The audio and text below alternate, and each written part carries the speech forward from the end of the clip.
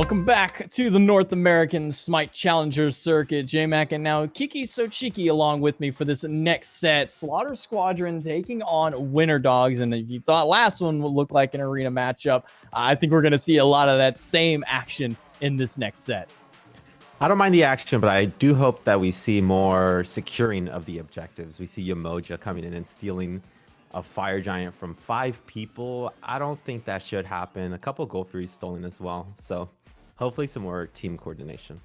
Yeah, I mean, 2 objective steals in one game is a little uncommon as far as things go. Even in the North American side, we don't see that many objective steals in a single game. Usually it's one little cheeky one, but we'll see if they're able to clean up their act here in this second set. Pick some bands ready for you here in just a moment. Slaughter Squadron and Winter Dogs once again. I mean, these are a lot of powerhouse players on these two teams. Slaughter Squadron, we have Uzi, Fun Crush, formerly also known as Mollis, Mineral, Benny Q. I mean, those names. Then you got Winter Dogs, Aqua, Andy, Gamma, Panda Turtle. I mean, this is a power squadron on both sides.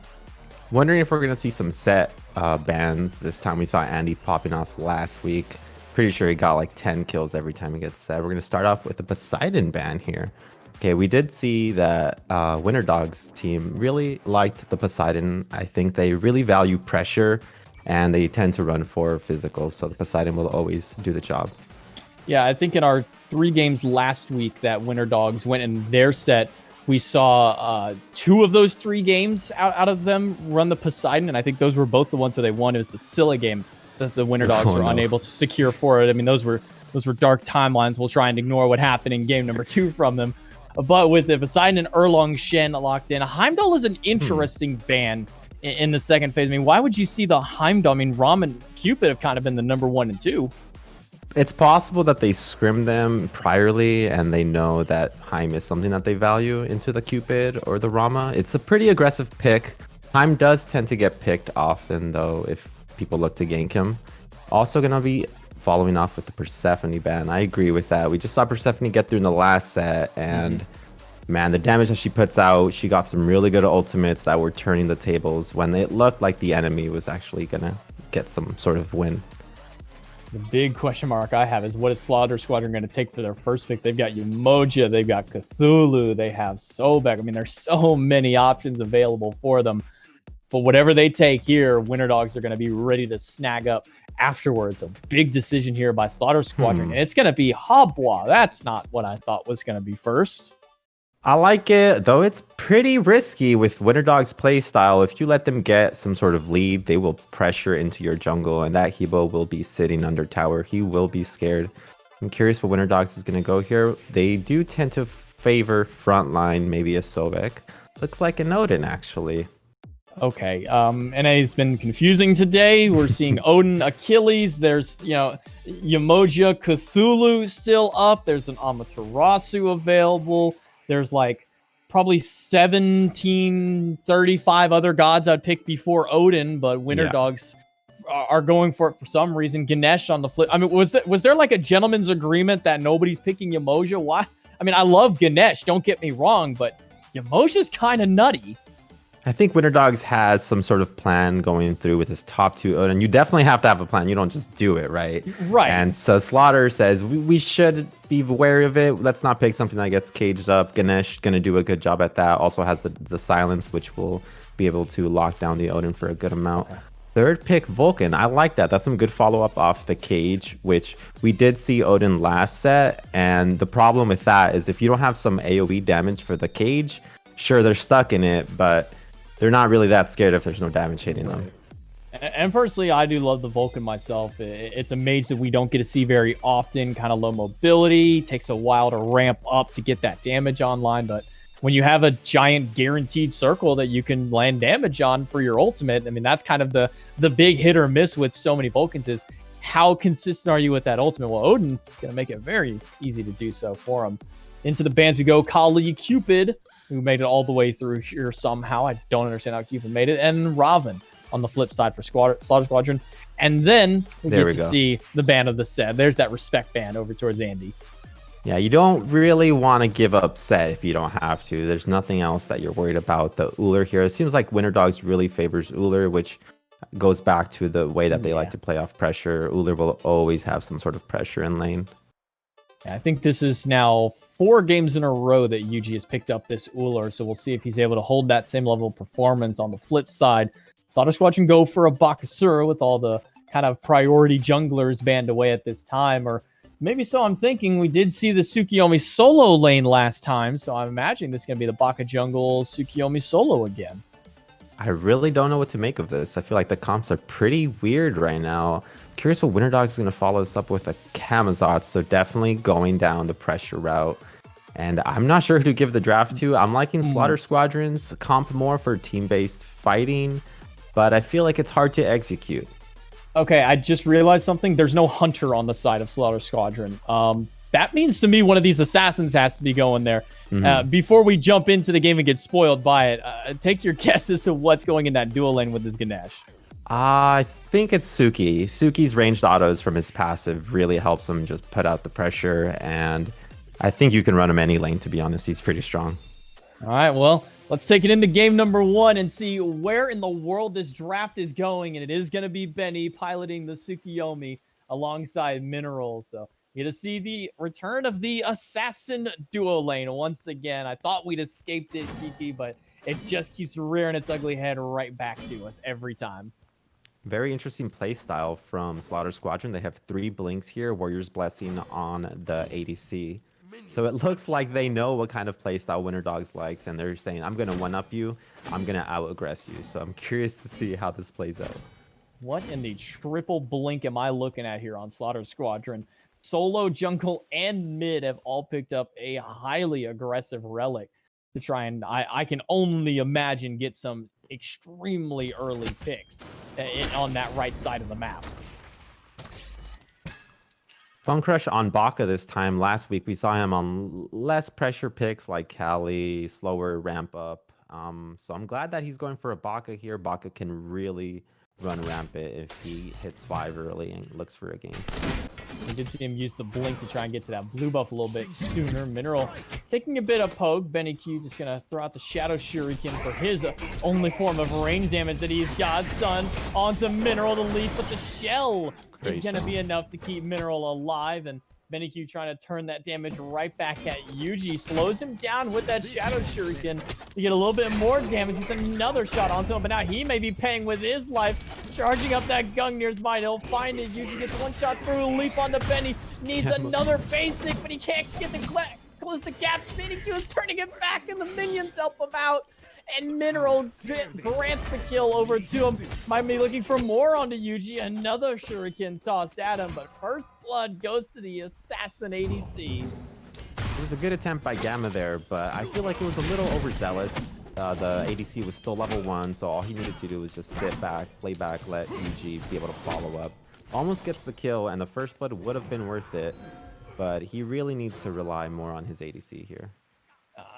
Another thing I can see possibly attributing to that life for Benny Q. Look what he's picked up for his starter item, Warrior's Blessing, as opposed to a traditional Hunter's Blessing you see out of an actual Hunter. He's gone for a defensive option. It's possible that Gamma had not pressed tab, and he was not fully aware of that. So I'll give him the benefit of the doubt, but from now on, I want to see him playing a little safer. Odin sucks to get behind on, especially when we have a Boots 2-star, so he will not have that Guardian's Blessing. Rare little misplay there by Andy that likely would have resulted in the kill on Neu if he hit those bats, but he misses it, and so Neu gets to live just barely. But again, with that blink, he doesn't have any defense until level 5 when he can get that ultimate. He's able to squeak by for now. And on to the flip side, another thing to note with speaking of on to Gamma's, Gamma didn't go for a starter item. He went for a Boots 2 rush. Yeah, it seems like he likes to do that. He likes to play a little bit aggressively, but like as we just saw, he gave up the first blood, so that can feel really bad when you get behind on Odin especially. He has no peel for his team, just the 3, which takes a bit of a wind up. So I think he's just going to be looking to rotate out shortly and maybe just let Yuji free farm in this lane. Mineral and Benny gonna continue pushing forward. Gamma's level 3, so he's got his whole kit available to him now, but unfortunately his shield is gonna get burned, and Benny's gonna jump right on top and gets the stun onto Yuji, and the root from the dash. Yuji's now stuck inside the silence, can't run away for the time being. Gets the axe stun onto Benny Q, and barely is able to make it out alive. Gamma does have one stun, throws out the cow chops, but they don't have the distance in order to catch big Yuji, so he'll be able to make it out. Didn't even need to burn that Aegis just yet. Looks like Winter Dogs actually had enough pressure to pressure out Hebo, push in that mid lane and get the red buff. Meanwhile, Baka's just free farming the back camps. So Baka actually not off to a great start here, level 4 against the Camazots. This is what I was talking about. Baka really wants to get an early level lead. But it looks like they're just going to be sitting back and farming, though they are 1k up, surprisingly. Yeah, Slaughter Squadron with just that first blood have been able to push a little bit extra lead in that duo lane. 1,000 gold, but the experience is in favor of Winter Dogs. You see that with the jungler, how Andy is still a level up onto him despite BennyQ having a lead of his own. Even Panda Turtle has started to pull forward. With the way that the game is going right now, Baka's only option is really to pressure out into duo lane. BennyQ doing a really good job at playing this pick. I've not seen much of this pick, but I'm impressed so far. We'll see how Benny can translate it going late. And Benny is no stranger to playing these kind of more oddball ADCs as far as it goes. The Assassin ADC was kind of favoring towards him. Andy gonna blink in and jump along with that Vampire Bat out of hell. And he's trying to find it. Nate's gonna get dropped before the ult would even connect to him. And that's the pick they were wanting. It took them a little longer to get it, but they do manage to take down Nate. So first kill for Winter Dogs on the board. Not sure if Nehu thought that he would get out there, but at the last second, he decides to try to ult, but Camazot swoop comes in just in time. I want to see better decision-making by people. Maybe he really wanted to hold on to that ult right there, but it's better to save yourself right now. I mean, when you got a Camazot's up into the sky and you know that Nate doesn't have any means of getting out of it, I'd imagine that'd be a quick, easy, secure for him. I guess just going better safe than sorry, but in the future, Panda Turtle probably does need to hold that ult a little bit more. Mineral gonna get caught out here by Gamma, throws out some Gungnir's Might a little bit early, and now Gamma might be the one turned on to. Gets caught outside in the cripple field and stuck inside of his own cage at that point. That's a turnaround kill for Slaughter Squadron. I feel like Slaughter Squadron does a really good job at playing around Mineral. They wait for him to set up. He gets the 3 onto the Odin there, and Baka immediately lets his ults out, lets his Butchering Blades just rain on them. And that's a free kill for them right there. Looking at it so far, I mean, boots have been picked up from both of them. Typically, we see the Katana finish off first by the Bakasura. I mean, any particular reason he might be opting towards his boots before he goes to that Golden Blade? Well, with him invading the red buffs, he knows that he's going to have to fight right now. So farming is not the route that he wants to take. The Ninja Tabai makes sure that he's able to shred through the Odin. And we see that the Odin actually picked up a Warrior's Blessing here. So Odin he keeps getting put behind. He's 0-2 so far. Looking like Slaughter Squadron going to be off to a good start. Benny Q gonna get dunked on. Ult out of Benny. He'll teleport between them, but the teleports are not going to be enough to save his life. And he will take him down.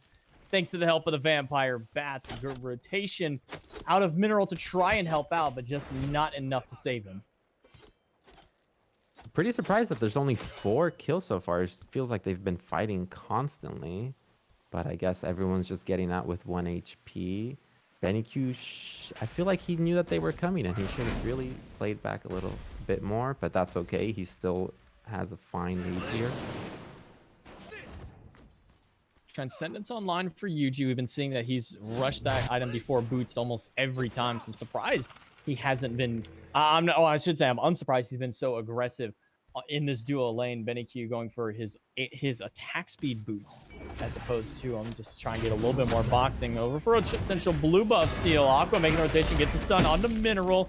The backfire not gonna land. Cascade gonna walk away. And the blue buff started up now by Winter Dogs. Fun Crush gonna drop down the turret and the ultimate, as well as the Charmed Pillars on the side of Mineral. Leaping in as Cascade, but not able to close the gap. Vulcan ult over the top from Panda Turtle. And ultimate on top is so much damage for him. Fun Crush will fall. Panda Turtle gets a hefty chunk of damage onto him. Leap with Gamma will take down Cascade. A 3-1 swing in favor of Winter Dogs and might be more. Neu gets hit by the meatball, and now he's forced to have the shell helped by Mineral, but Mineral finds him with the turn of fate, and that's going to be another kill on the board for Slaughter Squadron. It looks like a 3-2 trade out for that one.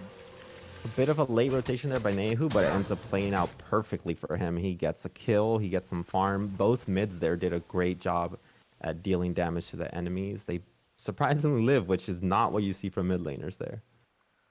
Nehu with a great rotation. It was a little bit late on it. May have been able to do more for his team, I feel. But Panda Turtle, perfect placement of that ultimate. Great turret spot, too. Cut off that bottom side path for it. Been loving this Vulcan play so far out of Panda Turtle. Benny Q going to be aggressed on by Eugene. He's going to return his fire. He's going to throw out the ultimate, teleport between them. He's going to land on the wrong target for him. That's going to be the bat out of hell out of Andy. He'll take down Benny Q. Fun Crush trying to find Big Eugene. But another meatball out of Panda Turtle on the back will save his life, if only for a short while. Mineral gets to have a cheeky kill of his own on the Ganesh support.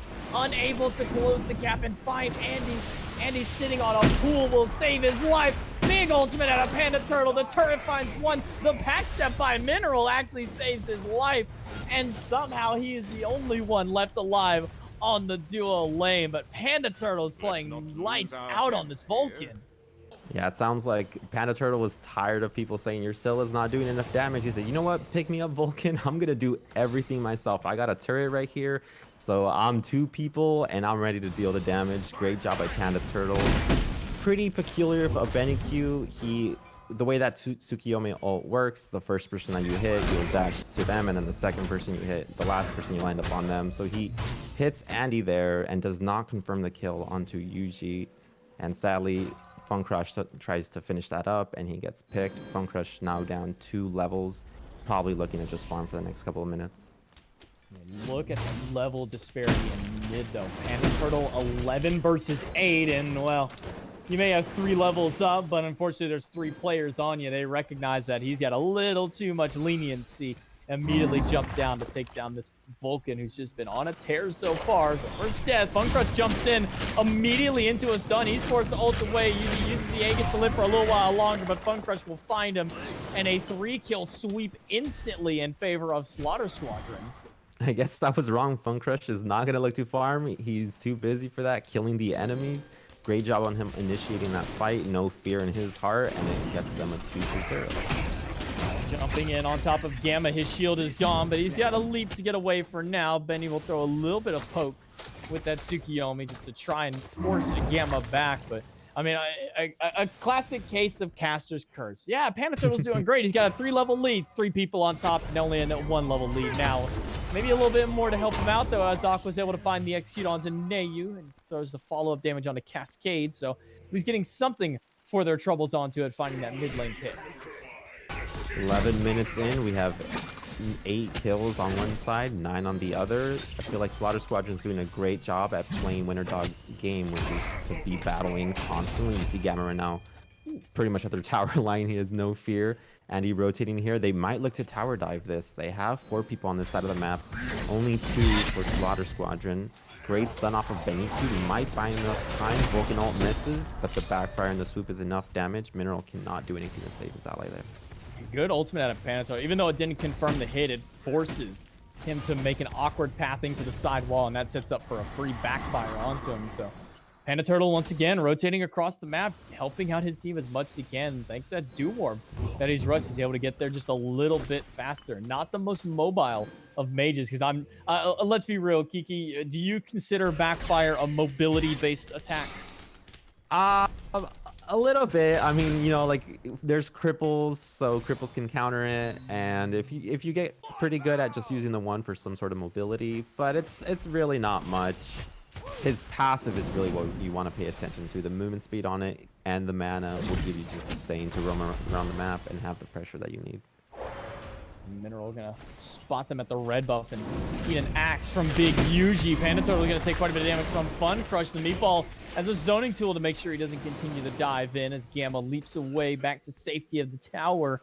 And the level differentials are slowly starting to creep back to even throughout it. Slaughter Squadron does have a 1,500 gold lead and only 700 roundabout experience in favor of Winter Dog. So for all intents and purposes, game is still rather even here and only 13 minutes in, but 18 kills on the board. This is looking much more reminiscent compared to the 2-2 that we were starting on earlier. Funkrush doing a great job at farming up. He's had a couple of unfortunate games, but he does not let that deter him from being his Baka self, which he's just going to farm up. But Gamma finds a great cage on middle. Nehu not feeling great on Hebo here. Not many options with him not being a level 12. He does not have the beads, just a blink. Pretty aggressive play by Nehu. Nehu without an ultimate and without a defensive relic, stepping a little too far forward, and it's a quick pick for the side of Winter Dogs. We've got tier 1 tower, but they won't stay too long with it. Panato will just put a little bit of poke onto Fun Crush. Now with those kin size and the Golden Blade online, lots of basic attack power out of this Bakasur to try and chew through the defenses of these tankier targets and even just take out the health. You see that kin size, a lot of power, a lot of attack speed built onto that item. Kinzai's going to make a great chunk of damage into the front line of Winter Dogs. You see that they have double sledges on them. Gamma, for going to any sort of defense for now, he just wants to be doing damage because he's ganking after them. They're going to lose that tier 1 tower. Gamma going to try and rotate over to help Panda Turtle, but the shell is going to negate all the damage from that ultimate. Fun Crush going right on top of Gamma. They need one hit onto him. Nehu will find him with the water spout. Now might be looking over to Andy. Hits it with the water cannon. And Big Yuji jumping into the mid lane. He'll take a good little chunk of damage from Nehu. Nehu takes a little bit of return fire on the back. Fun Crush looking over at Andy to maybe steal something of this buff away, but it's only the small minion left. Meanwhile, Fun Crush will take the back camp while the rest of his team drops down the red buff. Aquarius makes a little rotation to middle. Nothing much to find here. But he is hovering around in case they're doing go free. Looks like he'll just farm back in right lane. Fun Crush level 15 now. Great job by him on the farming path. Double stacking out of Benny Q this time around. It's going to be a Transcendence and the Soul Leader. Soul Leader kind of a passive stacking item. You don't really have to prioritize it too much. I feel whenever it comes down to it, you just watch minions die and you get free stacks onto it compared to Transcendence and Devourer's Gauntlet. So a little bit of a riskier play going from Benny Q. He's been struggling so far. I think it's the best way to put it on the Tsukiyomi. I feel like he's been playing the God great, but the God does not really have any escapes. He has movement speed on his 2 and CC immunity on his ult, but his ult makes him go in, so it's not really great for disengaging. I think Benny Q is just playing it for the late game. He's going to stack these items up, and I'm a big fan of the Soul Eater. I'm glad it got buffed and it's finally seen some sort of play. I've always been a big fan of it, but I usually got made fun of for building it, so... I mean, but you're going to make fun of Kiki for building just about anything. I mean, you could build whatever you want, and I'm not going to question it at this point. I mean, I rarely question what these guys build at this point, just because, hey, if it works out for them, more power to you. Nehu gets caught in the cage by the crushing wave, but it doesn't matter because Andy still falls down. Ult out of Panatol. Nehu doesn't see it coming, and there's the drop down. The Earthshaker enough to take down the enemy mid laner. Now Fun Crush stuck to the wrath of Aquarius and maybe even Cascade. He's low on mana. Leap in. Just needs a little bit more damage to get him an execute threshold. He'll find it, but a big stun or a big root out of Mineral has just saved the life of the solo laner. Aqua's still pushing in with Gamma, but nothing further to go through. They'll have to back away. That opens the way towards maybe an objective. Panaturtle waiting in the wings on that Vulcan. How many red buffs have Slaughter Squadron got? Their own red buffs, I feel like they maybe got the first one. Ever since then, Winter Dogs have been pressuring it up. Benny Q is forced on his beast, and Aegis here running out. It looks like Winter Dogs could maybe peel back and get a goal through with the amount of pressure that they have. Andy's just now coming out of base. Mineral going back to base himself, and looks like they're not going to go for the Fury. They'll just grab the Oracle Harpies instead, and Aqua will make his rotation back too. I mean, you talk about the Soul Leader. We're about to see our third one of the game finish up. Look at both the solo laners going for this time. I mean, what was it? I mean, was it just that one little buff that Soul Leader got that made it such a prominent pickup?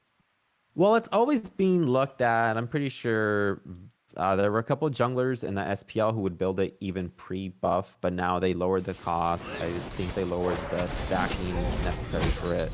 So it's a really great mid-game item once you get it stacked online. Benny Q looking for a kill, and Grey Ganesh lands them a double kill.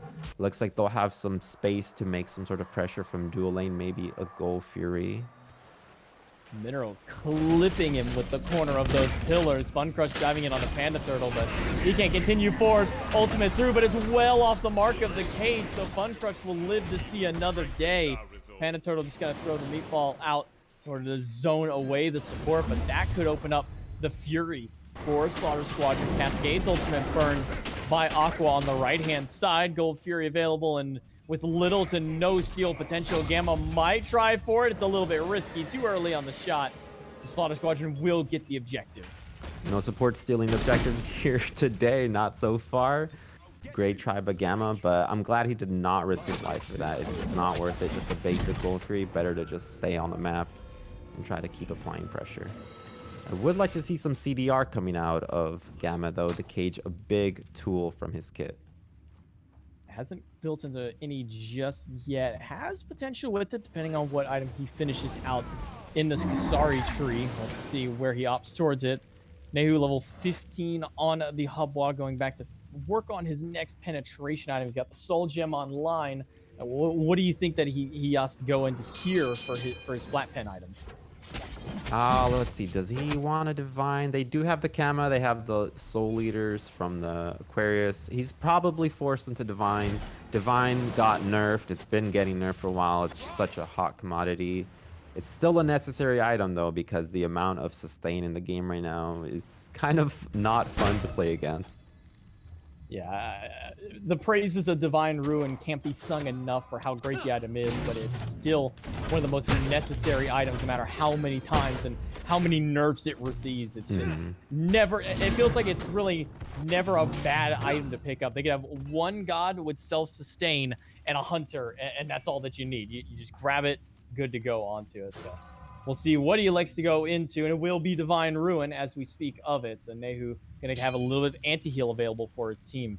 Fury is down, so I'm curious as to why they're grouping up so hard on his left-hand side, or kind of staring each other down for a Pyromancer and Fire Giant available, but they're looking at possibly getting Cascade here. He's running a little bit low on health, and Aqua's being chased down as well. A Cascade will find Aqua, and on the full rotation through, Fun Crush had to use his ult as well as Cascade, so Aqua not able to escape the Slaughter Squadron. Fun Crush, a big part of how this game is playing out so far. His games have been impeccable.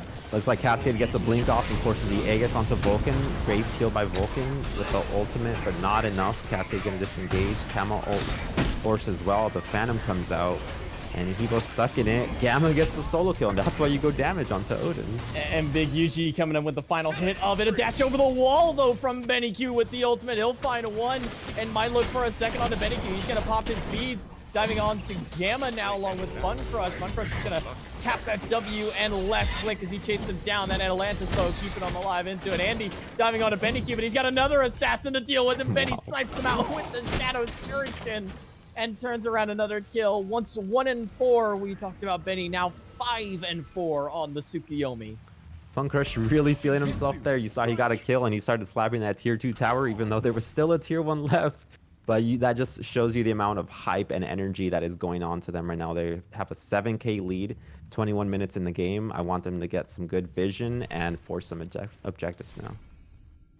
Looking at the damage charts, 22,000 damage for Aqua. The closest one is Benny Q at 14K, which is still something to say coming out of your Hunter, or I should say your duo lane carry at this point. I feel like I have to go back to that phrasing in this game specifically. I mean, having 14K on a Tsukuyomi when you're in the dual lane, left pretty much all alone for most of it. Pretty impressive by him. Fire Giant being burned down. The Dark Pillars, not quite enough damage to secure it just yet. Slum Squadron will find it. Big ultimate out of the mid laner's not going to find anybody, though. So Panda Turtle swinging a miss.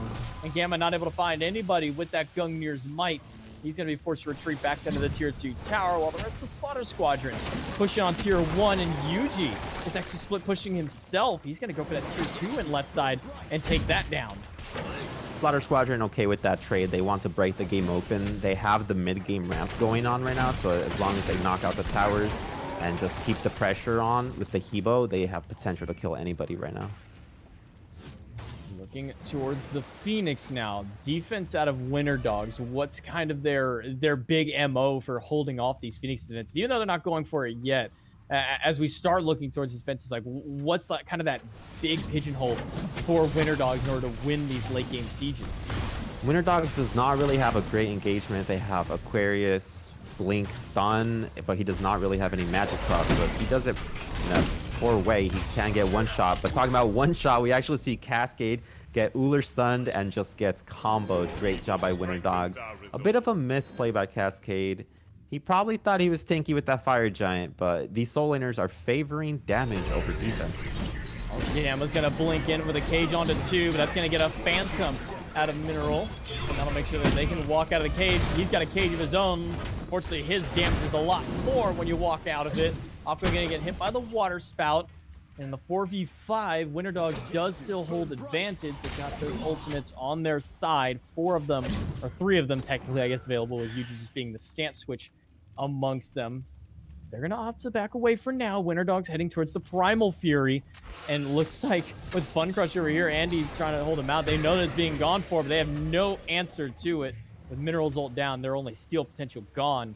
Fury goes the way of Winter Dogs. That's one Green Gold Fury that will come into play later on for the later Fire Giants for Winter Dogs once they do get this game going. On the conversation of engagement, they're going to have to play around the cages and Phantom. Cage going to be on a much shorter cooldown than a Phantom. Fun Crush, level 20 and 6 slotted, has gone for the Mantle of Discord for his 6th item. Still those boots. Meanwhile, you look on the flip side, and Andy's only got 4 items online. Andy, I didn't even realize how far behind he had fallen to Fun Crush. I mean, Fun Crush has defense and a full reign of offense on the board for him. It's going to be difficult for Andy to fight into these matchups. It might even be harder for Pandator getting caught out. Dharmic Pillars and Fun Crush for more than enough damage. Aegis is only going to delay the inevitable, and that's 2 down already for Winter Dogs, and it might be a 3rd if they can chase down Gamma. Benny-Q is just diving onto him. Gets a couple more beams with the ultimate and 1 dash through, but he's stuck inside the cage. Aegis will hold him off for the time being, but Benny-Q will inevitably go down. But with his life, he trades the mid lane Phoenix. Not always worth the trade support for carry, but when you get a Phoenix, it's going to be fine. They can potentially look for an end here. It's 4v2. You have Andy and Aquarius looking to defend. Camel's blinks onto the Hebo. Hebo's focusing on Titan here. His Soul Gem keeping him alive. Andy looks like they might have the damage. Too much damage. Aqua and Andy have to back away into the fountain. It looks like Slaughter Squadron are looking to take game number 1 pretty quickly. Aqua managed to find Fun Crush, but they're still too healthy on the side of Slaughter Squadron, so much quicker than the games we saw in the last set in just 25 minutes. Able to close out game number 1 for Slaughter Squadron. Looks like that Green Gold Fury did not come into play. They ended the game off with their first Fire Giant. Great job by Slaughter Squadron. They did not play overly reckless or anything. Benny-Q may be a little bit reckless, but that's his play style, and it secures in the win. I mean, Benny-Q not known to be a safe player by any means. He always likes going for the more risky plays on any god that he plays, and he made the Tsukiyomi work out. It took a little while for him to get online. Started out 1-4 at one point, finishes out 6-5 to round it out. Nayu 5-6 on this Hobwob. Fun Crush, I mean, Fun Crush hit late game, and that's all that there was to it. I feel like Fun Crush really was the star of that game. Gamma getting that early first blood in lane, I feel like really just toned down his potential. So I want to see him playing a little bit safer in the first 3 levels. Not just that, I mean, looking at the damage numbers, yeah, Aqua did a lot, but onto the flip side, you see 19,000 from both of the single target assassins doing 19,000 damage onto. I mean, impressive performance out of them. And as we go into game number 2 here in a few moments, I mean, does this one game warrant a Tsukiyomi ban? Because we've seen standard Tsukiyomi bans just out of the blue, but does this game kind of say, yeah, we might want to ban it? Could be worth the ban. I feel like we saw some weird bans coming out that last pick and ban phase. So Tsukiyomi, a really comfortable god right now. You can run him in the jungle, you can run him in solo. His ranged damage is really hard to just keep track of the potential. It's just hard to really peel for. With that, we're going to cut to a quick break. When we come back, pick some bans for game number 2. So stick around. We'll be back in just a few moments.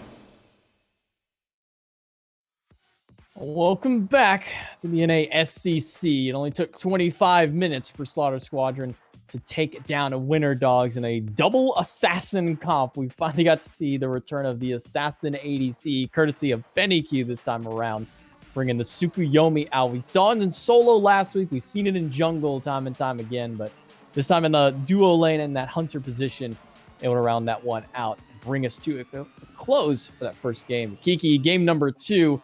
I asked you beforehand, and I think we're kind of both in agreement. Maybe just ban the Tsukuyomi for safety measure. Yeah, or top pick a better jungler. I feel like Camazotz has not really been doing too great lately, and they did get to ban the set in the 4th, 5th phase. So I think if you put Andy something on more comfortable, we've seen him on Achilles, we've seen him do well, we've seen him do well on set. So gonna be looking towards a better, more comfy drafting phase for them. Speaking of picks and bans for game number 2, coming right at you, Slaughter Squadron have the first pick. Winter Dogs electing to take second pick this time around. And the first phase of bans is going to be so crucial for them. They left a lot on the table. We didn't even mention the fact that Yamoja didn't get touched at all. Nobody wanted to play her for some reason, despite how well she's been performing as far as how strong that goddess is. Once again, though, we see the Poseidon ban against Winter Dogs. Yeah, I think you stick to that. Though we did see his Vulcan come out, and we see that he's pretty comfortable on that. But Vulcan is still pretty limited. He's kind of single target. His meatballs, it's easy to dodge them if you have some sort of mobility. And you saw he would just get dove for free by Fun Crush. Yeah, I mean, Backfire is nice for damage, but to depend on it for your mobility, you get stuck inside Dharmic Pillar. I mean, you're pretty much dead meat at that point. There's not much getting out of there. Nemesis ban. On the flip side for Winter Dogs, we've been seeing her consistently top picked and banned amongst teams. And Erlong Shen, again, no surprise. Gamma, I know, between Gamma and Andy, they both do like to play this Erlong Shen. Yeah, with the game having around 100 or whatever gods it has now, I feel like all the game comes down to is how easy is a god to play. Erlang going to be easy. You have the root, you have the taunt. Poseidon's always going to get his damage off. Nemesis is one of the easiest gods in the game at this point. So I feel like that's the route you want to go. You want to make sure that you're able to get your kit off and you won't die before it goes off. This Heimdall ban yet again. Now, at this point, I'm not sure if it's a respect ban or if it's just kind of a throwaway ban so they can have stuff available, but they're going to leave this hub open for Nayu to pick up one more time.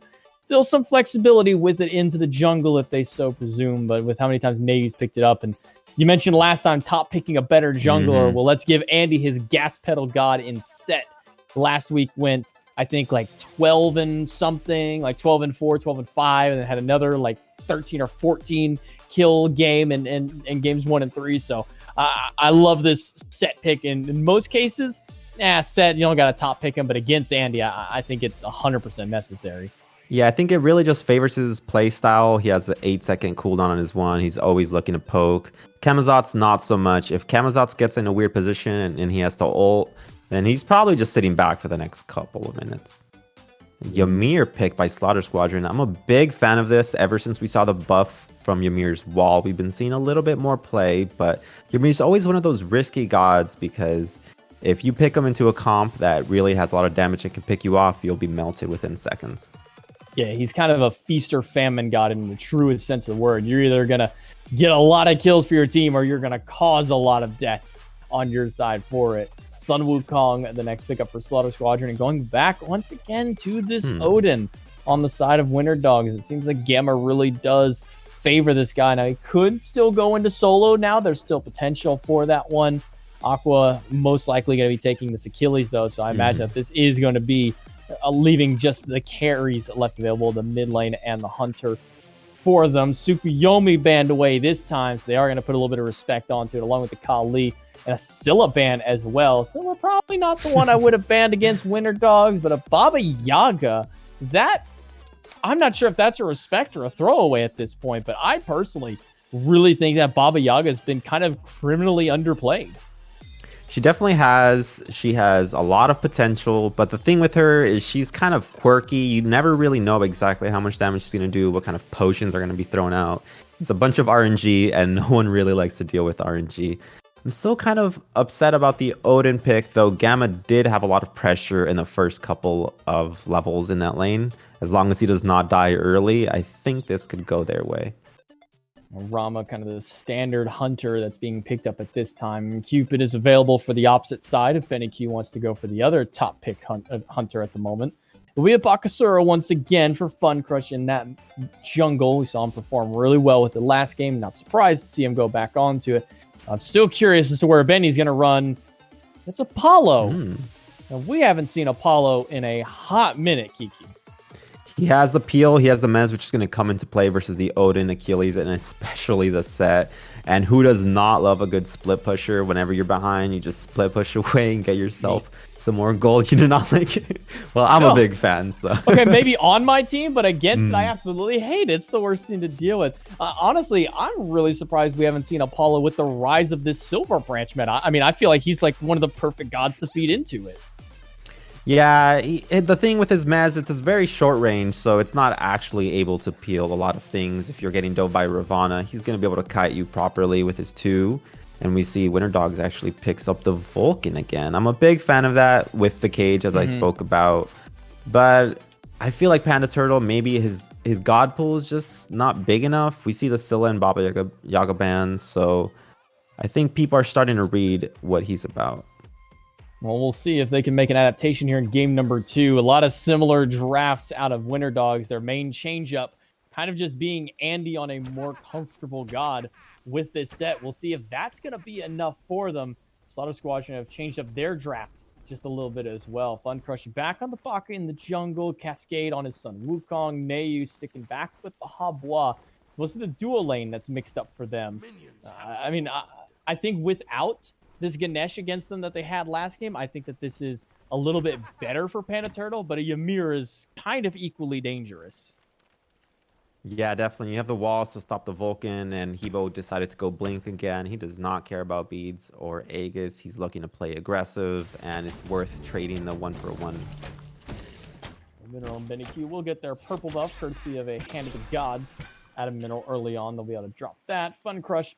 I'm curious if he'll use his Blink again. Oh, all right. Well, speaking of, he'll use his Blink to go to the back camp this time as opposed to rushing immediately towards the blue, but immediate boxing match in the duo lane. Benny going on to Big Yuji. Going to be a stun out of Gamma, opting for that second ability for his clear and his poke more than anything else. Mineral taking about half of his health, and Gamma making a very aggressive and early rotation over for this red buff. He's going to see the hub. I don't think he realized that Mineral is falling right behind him, and Fun Crush is here. A leap onto the hub. Gamma's going to slow him down and wait for the stun. He got the follow-up from Panda Turtle, but does he have the follow-up from Anister, who's trying to reach his way in? And he will find it with a basic attack, and now turn his sights towards Mineral, who's trying to chase down Gamma, but just can't close the gap. Fun Crush will find him, though. And potential slapbox between the junglers. They'll stare at each other, throw out a little bit of damage with the skewer, but that'll be the end with a 1-for-1 trade. No beads or Aegis on Hebo will just spell his death whenever anybody gets on him in the early game. Kind of peculiar, but his active was already down, so he must have used his Blink for some sort of opportunity. Fun Crush does get the kill, so it's worth. Andy trying to steal away mid-camp very early. Fun Crush making an even more aggressive play to jump in and try and steal. He doesn't even get it, and said he's going to pay with his life for jumping in onto that one. Gamma misses the Gungnir's might, but he does get the follow-up basic, so Fun Crush kind of paying for his aggression onto that one. I'm not really sure what the mentality play on that one was. I'm pretty sure it was one of those, oh, you think you could get my mid-harpy? No, I'm just going to jump on yours. Oh, wait, there's 3 people. I've made a mistake. It happens sometimes. But as we see, Fun Crush will not let that stop him from just keep running at them. He does a good job at making sure that his mental does not get down. Nehu on the hub while taking quite a bit of poke, but he's going to go back and look for his boots. Might not be able to get to full tier 3 of them just yet. Instead, we'll opt just towards tier 2. But Panda Turtle back on this Vulcan. We don't see it very often. We've had a couple of players in SCC on the EU side picking up this god, but nobody really in NA has been touching this god very much. I'm personally happy to see the Vulcan is getting a little bit more action this season, specifically, is when we've been seeing more of it. Yeah, me too. I was getting kind of bored of seeing the same traditional 5 mid picks, you know, the safe ones like Discordia, Hebo. So I'm glad we're seeing some Vulcan, but we see an invade coming off from Andy's, and Vulcan's here too. Funcrush barely lives with 1 HP, but Andy is going to be looking at his backhands and speed buff. Man, the turret just does a stupid amount of damage early on when you're not expecting it, especially if you put extra points into it. And unfortunately for Funcrush, he's a Bakasura, he can leap over the wall, but if he didn't, I mean, he was stuck between a rock and a hard place. That's the one thing I love about Vulcan. It's the, well, I don't have to hit you because I've got a turret that can just do it for me instead. Hits him with the backfire to lock it down in place, and Funcrush barely is able to squeak by. Now Andy looking at Mineral. He's going to get stunned and hit by the water spout over the top end. Vulcan not going to find anything, and neither is Gamma with the stun. So a lot of fighting for all of nothing out of Winter Dogs. Yeah, a lot of fighting, but a lot of whiffs as well. They missed the stun, they missed the Vulcan ult, but that's okay. They're just saying, we're here, and we're going to create pressure. Gamma has the boots 3, so he's looking to fight right now. Nayu is level 5 now. Could look for a potential ultimate. Try and go for a pick. After all, he did pick up Blink, so I imagine him, Funcrush, and Mineral, who've all picked it up, are looking for some kind of major initiation. I'd like to see maybe the beads burned out of Panda Turtle first before they make that commit. Or even if they're going on to Andy, maybe look to get that relic as well. But we'll see as time goes on where they look to make their first big strike of the early mid game, as we've already seen some blood spilled between the junglers earlier on. Yuji and Benny Q just going back to doing the same thing they've been doing all the while. Benny Q gonna get leapt on and dove on by Andy. Freeze off the mark, but not the snipes out of Big Yuji. He'll find one, and Mineral will fall immediately afterward to the might of Andy. A quick rotation nets them 2 kills for Winter Dogs. Winter Dogs grouping up and just traveling in the jungle, covering every possible escape option. Mineral is better off not even being there at that point. He's just a free kill, level 4 Ymir. This is not what you want to see on Ymir. He wants to be aggressive. Big snipes out of Yuji. This is noteworthy. First game that Yuji has not played Ullr in 5 games now. So making that quick transition and getting that big snipe off there. So we know that that hasn't changed his momentum on this god. So we'll see how he can keep going as the game goes on for this ROM. 4 kills up to 1 for Winter Dogs. And the gold lead not in their favor by about 1,000 gold so far, 1,000 experience as well. Funcrush deciding to go a Golden Blade route instead of the Ninja Tabai. He's just going to be stripping the farm. He's aware that his team is not able to fight anytime soon. So he's just stripping the jungle whenever he can, hoping to get a lead on Andy. We did see him get a 2-level lead last game around mid game. You think that dive on the mid camp was kind of his break? Like, oh man, you know, I wanted to fight, but now I kind of can't. Yeah, it's possible after that. He was like, maybe I'm just going to go Golden Blade and farm up. Who needs Ninja Tabai? I'm not going to be jumping into them anytime soon. Nayu and Mineral will just clear out the mid lane minions and get themselves a little bit of extra farm. Nayu level 6, down to Panda Turtle, but Panda Turtle's been making a lot of rotations, and Big Yuji's gonna dive in onto Benny Q one more time. Benny under siege, and Big Yuji misses the first, but gets the second 2 after. Now they gotta be careful because 2 are rotating over. Mineral walls off 1. Yuji gets trapped, but he saves the bees because another one is rotating over. It's Gamma. Into the ultimate goes Mineral, but the cage is dropped down. Funcrush has to jump away. He takes quite a bit of damage. Mineral needs to juke out a couple more autos. They can't find it. Both of them managed to make it out. Great job on Mineral living there, but maybe bad job on the enemy for not killing him at the same time. Funcrush does not have enough damage to get the kill there. I wonder if he had Ninja Tabai there at that point, he might have got Andy, but that's okay. Solo laners are going to do solo lane things, or maybe so we think. Cascade is forced to ult very early on in the engagement, worried about that execute that could come out of Aqua on the Achilles. Once again, these solo laners going for the same picks that they had last game, so it's kind of just a refresher for them, having to do that mental reset. You know, you were level 20 for so long, now you're back down to your low levels. Yeah, last game we saw Aquarius having pressure early game, but Cascade actually does a really good job at rotating come mid game. Hopefully Slaughter Squadron can help out Apollo, because it looks like he's going to be getting pressured out constantly this game. Yuji, a really mechanical player. Cascade getting dove on. The skewer is good, and with no ultimate for Cascade, that means no escape from the execute out of Aqua. That'll be a quick pick for them in solo lane. Now 6 kills on the board for Winter Dogs. They continue to hold their very small lead over Slaughter Squadron. Yeah, 8 minutes in the game. The gold says they're only down 1K, but it really feels like Slaughter Squadron has not had any opportunities for much lately. The Hebo under tower here with the blink. I feel like Aegis might have done him better this game. Yeah, I mean, we didn't really get to see the blink utilized a lot last game, so it's really curious. We're seeing it again. Panda Turtle, quick beads, and a backfire will get him out of the cripple field from Fun Crush. That's an ult for beads, a worthwhile trade, but maybe not so because he expended the blink as well to go in onto this Vulcan. So, yeah, I mean, Panda Turtle's going to have to be a little bit more careful as the game goes on. But at the same time, the enemy's not going to have to be as careful knowing that blink is down. Fun Crush looking for a gank, but he does not have the blink, so he cannot cut that distance. Great Mez. BennyQ once again just dove on the target of aggression. Snipes are good, and Fun Crush is going to fall to Andinster, who's continuing to dive under that tower. They get two. Might be able to get a third this time. Mineral now stuck inside the cage, and this Vulcan ultimate will hit. Mineral going to fall down. Another kill for Andy. That puts his 4th one on the board. Mineral fully aware that he's going to die, starts clapping and waving at the enemy. There's nothing much Lone Ymir can do. Looks like a free goal for he's going to be going over to Winter Dogs. 9 minutes in the game. That's going to bring it up almost to a 4K lead here.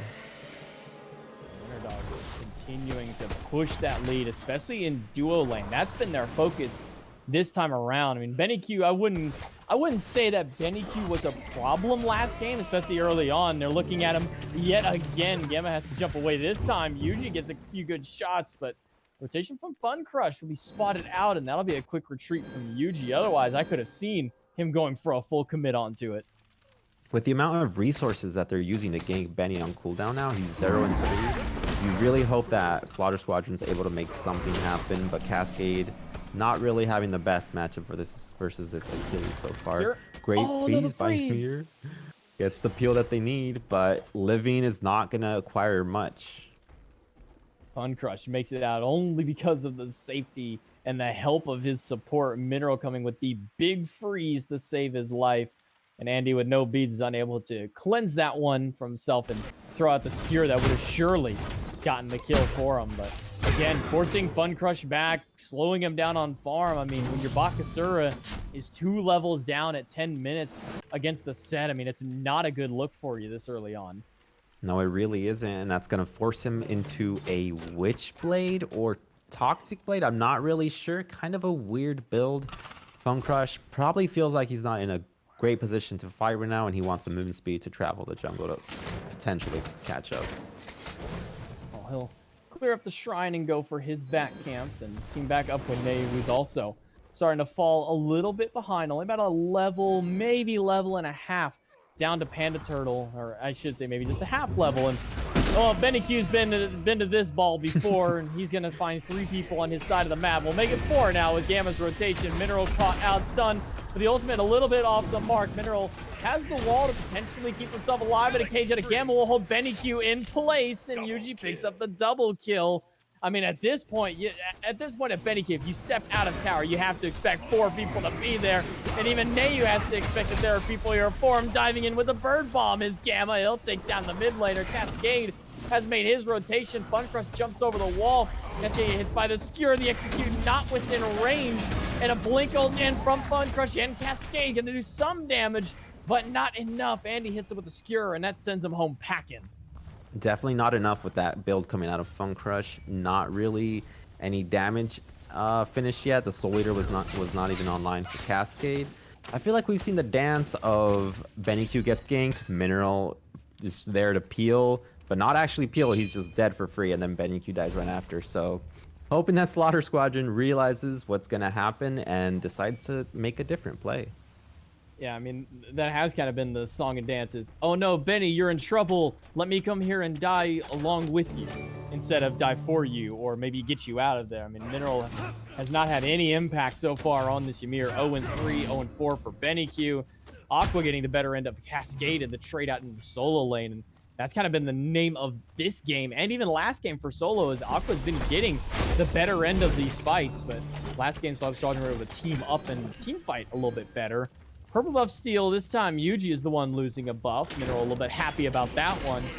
Fun Crush might be losing out on this speed buff. Gamma rotates over and steals that away. That's going to be a tilter for Fun Crush. He kind of just gave that up to one support there. I understand that the Odin is a damage Odin, but you can't be giving up farm right away to support. He gets a free gank onto Hebo right here. The great immunity by Nehu gets his life saved, but he's gonna lose the tier 1 tower for that. I mean, that was some tight timing for it. Cascade goes in with a tiger form, and the execute after. That's gonna be a quick kill on the solo lane. I mean, lambs to the slaughter. Everybody's walking in one at a time. Fun Crush has to ult just to get away. You're going to be a little off the mark from Andy, but he's chasing him down with that Kingslayer. He's going to walk right into the carpet from Neyu. Looks like away for the time being. Looks like that's why Baka wanted the movement speed. He wants to run away. He knows Andy's going to be hunting him down. But running away does not actually get you any sort of pressure. Benny Q being ganked once again by this Vulcan. Maybe that's why he likes Vulcan, because he has that movement speed and he has great gank potential. Benny, why are you even on that half of the map at this point? Your tier 1 tower is gone. Your primary safety tool has already been wiped off the map. So why are you're trying for the split push, and I appreciate it, but I don't think you can split push at this stage of the game. Well, I've definitely been there, done that before. As soon as you're around 0-4, 0-5, you know, hey, I'm worth like 50 gold. I just want farm. If they're going to gank me, then so be it. I can't blame Benny Q too much, but he can't let his mental get down because his team does need him in this game. He does have the ultimate, the global, so if he can just stay alive and maybe make some sort of turn, then his team can catch up. This one's looking rough for Slaughter Squadron. 15-1 on the scoreboard so far. Only Fun Crush has been able to pick up a kill so far this game, and it was one of the first kills of the game. It happened right down into that mid lane and dual lane scuffle. Cascade taking so much poke from Aqua, unrelenting on the Achilles. He procs over to level 14, but I mean, Aqua is going to keep the chase going. Ult for ult a little early for the execute there from Aqua. Primal Fury started up by Slaughter Squadron, but a quick rotation from Winter Dogs will stop that in its tracks. And Winter Dogs might look at even just take this themselves. Nobody's going to come by and defend this. Yeah, not really sure what the plan was there. They weren't looking for any sort of kill. Maybe they thought they had no vision and they could just quickly steal it. But pulling it there just gives the opportunity for the enemy to pull it themselves. Andy and Gamma rotating behind Mineral and Neyu. Neyu's going to be already down to half health. The Vulcan ultimate will not be immune. The frame perfect ultimate out of Panda Turtle just a little too early out of the mid laner for Slaughter Squadron. He will fall down. Mid lane tower being aggressed on by Gamma and going into it. Gamma's going to go back over the wall. Andy dives in, finds Benny Q. Funny Crush has to dive under the Phoenix just to get back to safety. Cascade forced to use the bird form just to get away. That tier 2 tower is going to go down. Big booms coming out of Panda Turtle secures any sort of kill that they have or they need. Gets them the pressure to go onto the Phoenix. They have 5 alive versus 4. They have the damage for it. They do, but I do not think Slaughter Squadron is going to let this go for free. Cascade blinks in, forces the beads off of Rama. Hebo's carpet has some potential here, but it looks like it's going to be a disengage. Cascade getting a big relic off of Yuji will help out, but I mean, they've already lost their mid Phoenix. It's only 17 minutes in, and Winter Dogs have built themselves an 11,000 gold lead, 17 kills, 13, almost 14,000 experience at this stage of the game. I mean, it's seeming like this is starting to look towards next game. Yeah, at this point, you really just want to try not to die and maybe make it to 30, 40 minutes when you've hit 20. Hope the enemy makes it 6. For the next 10 minutes, Slaughter Squadron is going to have 0 opportunities for something. Andy looking to have an opportunity here, but Cascade gets out with 1 HP. No, he does not. They had 2 options covered there, the Vulcan ult and the set. Clean up the kill. They use level 13 down 3 levels, Fun Crush down 3 levels, Cascade 3, and 4 levels out of Benny Q down as well. I mean, the experience gap is near insurmountable at this stage of the game. They've sent 3 people to split push a tier 1 and left, while the rest of Winter Dogs are pushing Fire Giant. They probably don't even know this is happening. Andy, with so many spawns, takes down Fun Crush. I mean, there's nowhere for him to go. And Mineral has just left Benny to his own devices. Luckily, he's got a chariot. I think it's the first time we've actually got to see Benny Q get that chariot off and get back to safety. But all the while, Fire Giant taken by Winter Dogs. Well, he actually did use it earlier for that mid-fight, but he ended up just getting blown up right alongside the Hebo. Not really sure what Slaughter Squadron can do at this point. They don't even have their 4th items online, while the enemy is looking to start their 5th items. All right, so do you think Andy will break 10 kills by the end of this game? Or do you think that they're going to end it before he gets that chance? I think he's going to get him for sure. With the amount of damage that he has a full Transcendence, Bloodforge. He's bound to get a couple kills. Well, they're going to have some hard Phoenix defenses by Slaughter Squadron. And looking at this roster, I'm kind of struggling to see what god is really going to be their namesake for it. I mean, who's going to be this, this front line, this kind of one to break open the doors for Slaughter Squadron on these Phoenix defenses? I feel like they really rely on Mineral to just slow down the fight and give Hebo any opportunity to get a blink in. He has to use his blink. He decides to go at first level 1 every game, so I'm hoping that it has some sort of value in this Phoenix defense. Well, unfortunately for Neu, he's not going to get that opportunity. A cage onto Benny Q and no ultimate. He will fall. Divine for Andy. That's number 9 on the board for him. Yuji has to run away from Cascade, and up into the sky he'll go to try and find Fun Crush. He's getting slowed down, stunned, and Andy will snag it and grab the 10th kill and a double for himself. Panda finds 1. That's a deicide. Midbird is gone. They're going to go right past this Phoenix and go straight to the Titan in 20 minutes. Winter Dogs able to take game number 2 and even out this set to a 1-1. So Kiki, we're going to game number 3. I thought game 1 was going to be an early game, but game 2, 5 minutes shorter. I got to give it to them. They played that very clean, give up 1 kill only. Great job by Slaughter Squadron, or Winter Dogs. Yeah, only 1 kill on the side of Slaughter Squadron on the Fun Crush. So power to him. You got the 1 kill for your team, but unfortunately, that's 1 kill is nowhere near enough in comparison to the 24-25 on the side of Winter Dogs. So they'll be able to pick up a big win for themselves and reset this all back to the next game takes all. And see, the only one who did die was Gamma. So you got the person you could call the feeder that game, which was the support. But even still, 10-0 on Andy, 5-0 on Yuji. I mean, Yuji, the first time we see him off this Uller is probably the best I've seen Yuji so far in these 2 sets. And this is no knock on to his Uller, but his Rama, he had some really sharp snipes this game. Yeah, I was expecting that his other hunters would not be as good, but apparently they're on par, just the same as that Uller. I'm going to want Slaughter Squadron maybe to not first pick a Hebo. It looks like Winter Dogs has read their plan at this point. Yeah, it kind of worked out game 1. I'm not going to say it worked. I'm not going to say it didn't, but game 2, there was no answer for this Hobwa to do anything. I mean, Panda Turtle built up a massive lead onto him. So, I mean, we'll just have to see what they opt to change to. If they first pick the Hobwa again, I'm going to be very worried for Slaughter Squadron because game 1, you did it, and it was okay. I don't think it warranted for game number 2. We're going to take it to a quick break. When we come back, pick some bands for game 3 will be underway.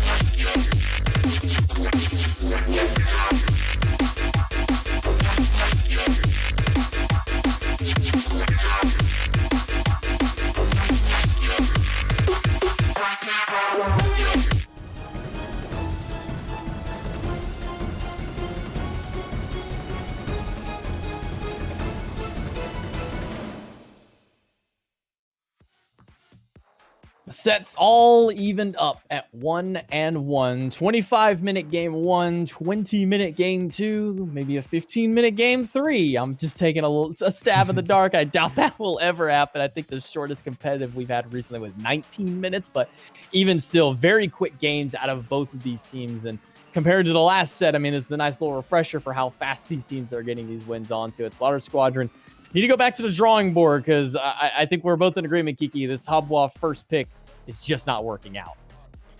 Yeah, I feel like they got a little bit confident because it worked out in the first game, but it wasn't really a clean win. Andy was on something that he wasn't so comfortable on. So I want to see Slaughter Squadron just come up with a different plan. Maybe if they can get the Tsukiyomi somehow, maybe trading up or changing up the bands, that would be pretty good for them. Well, speaking of the bands, picks and bans, game number 3. We'll see what adaptations that Slaughter Squadron can make this time. They're going for the second pick, so Winter Dogs have their option. And if I'm Slaughter Squadron, the first thing I'm doing is banning set, because Andy has not had a bad set game so far. Either that or the Achilles in solo lane just has so much pressure and sustain, it's really hard to gank. But looks like they agree with you. They're going to go with the set. Andy, we do not want you in our jungle. We do not want you killing us on cooldown. Please give us a break. Yeah, and that's kind of the beauty of these 3-game, and when you get to the best of 5s, game 4 and 5 kind of thing, is you start seeing the slow change from the standard bans to the more set-based bans, the player-specific target bans. This god's been doing too well for this team. We need to ban it away. So we see the set ban this time around. We see the Erlong once again banned away. I guess they really just do fear this Erlong Shen in the hands of Winter Dogs. But the Ganesh taken away this time around. I love this Ganesh ban, keeping that one out of their hands. I feel like that says that Winter Dogs maybe wants to look at the Odin again. Ganesh does a really good job of shutting down Odin. And we've seen that with that Odin, he gets pressure the first wave, and he ended up invading the red buff, got the first blood onto Nehu, which kind of just spelled the rest of the game that Hebo was never able to aggress on anybody. Persephone Kuzenbo banned away, and that still leaves Umoja, Cthulhu, Nemesis is available this time around. I mean, there's still so many options, but Poseidon never got banned, and instead will be picked up for Winter Dogs, a first pick of the Poseidon. I guess we'll see why exactly he gets first banned by Slaughter Squadron. The other games, it must be doing something good, but that leaves up the Nemesis, which has a really good matchup into the Poseidon. They also decide to go Rama, a really strong and safe hunter. Yeah, I think that it was doing really well for Yuji last game. You might want to take it out of his hands, and he'll probably default back to the Uller. I mean, I don't think Yuji has any problem losing the ROM. He's like, oh man, I got to play Uller again. What a shame it may be onto it. But option goes back to Winter Dogs, and they will go for the Sun Wukong.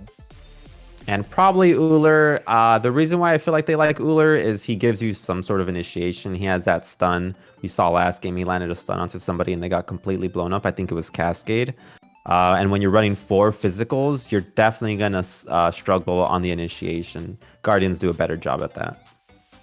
Well, we'll see what Winter Dogs opt to grab here. It'll be the Odin, so we might potentially see an Uller banned away by Slaughter Squadron if they've been doing their homework on this team, or if there's any history to be made from Yuji. We'll see what they opt to go into. They've got 2 of their carries. They still need their mid laner and then their front line. Do you opt for a front line in this case, or do you just round out your carries? Yeah, I feel like you definitely want to get something that will be able to peel these Wukong and Odin, some hard CC, maybe a cripple. There we go. I like the Kepri. You want to keep your carries alive. The Root's very strong into the Poseidon whenever you catch him up. That could be an easy blow up. You talked about the Uller ban, though. I don't know if you have the room for that with Andy's jungles on the table. Yeah, that is fair. I mean, they got rid of the set, which has been the problem for most teams onto there. So we haven't really seen Andy have to dig too far down, but they are going to make that first big ban onto him again. Robin taken away by Slaughter Squadron. I know that Andy does like to go to Robin when the set's not available for him. So a good smart ban by Slaughter Squadron. And a Cthulhu banned away by Winter Dogs. I think they remembered that this god is here, and now that they've taken Wukong away, might as well take that other problem from the solo lane out. Yeah, they see that Slaughter Squadron is going for a more mid-game, late-game comp right now. I like the camo ban. That'll be able to stop the dive from Winter Dogs. And we're also going to see an Amma ban, which looks like they're worried about frontline. They want to be able to burn through the frontline with the Poseidon. Now I'm going to take a stab here. Do you think we see the Achilles locked in by Winter Dogs if it doesn't get picked up by Slaughter Squadron? I feel like Slaughter Squadron should definitely just pick it up. They have the Khepri, but looks like they're not worried about that. They're going to go with a Cerberus pick. They want some magical damage. This sets up Nehu for a 5th pick mage of whatever he feels is good. Pele by the Winter Dogs. I like that. This is the pick we haven't seen from Andy in a while, and I really do like watching his Pele at work. We'll see if he can get off to a roll with it early on. It'll be a Hachiman going to be locked in, so no Uller this time. Big Yuji says, you know what, I'm more than just an Uller player. He had Uller game 1, Rom game 2. We'll see how he performs on the Hachiman. Mid lane still available for Slaughter Squadron, a lot of options, and Merlin, a great just kind of standard pickup for this team. We have a very classic comp coming out of Slaughter Squadron. They have good damage, good peel, decent pressure. Cerberus could fall behind sometimes, but Winter Dog's pressure right now looking very strong with the Pele and Poseidon. Game at number 3, it all comes down to this. Who is going to walk out victorious with another W under their belt? Kind of hop into the game, maybe see if we can get the answer to that. Andy on the Pele this time around. Gemma back once again on this Odin. I mean, he really loves this Odin pick. It's now his 3rd game in a row on it. I'm going to just get some ward coverage up here and for a little poke. But Mineral's got a shield, so he doesn't really care. Odin decided to go boots 2 again, so I'm hoping that Slaughter Squadron is aware of this and they decide to change something up. You cannot let an Odin just invade your red buff for free every game. I'm just going to keep pushed up there to make sure nobody's going for any kind of cheeky invade. Just watching that into the jungle. They do have 2 wards up there, though. And they're going to make sure that nobody comes to invade.